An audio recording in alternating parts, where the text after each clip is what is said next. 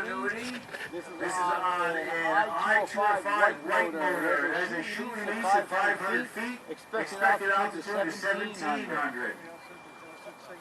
All right, Joshua, we're going in 5, 4, 3, 2, 1.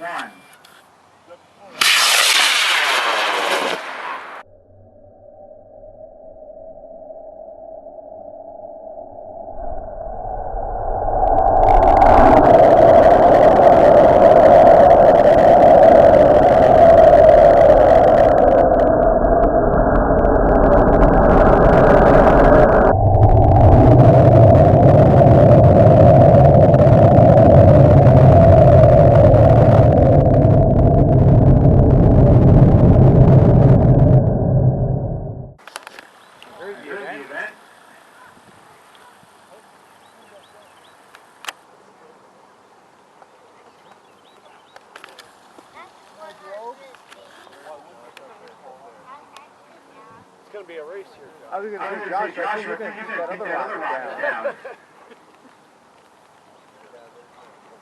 Okay, pay attention. If that chute doesn't go, it's going to come down. Oh, never mind. That was a nice, perfect chute release. Thank you.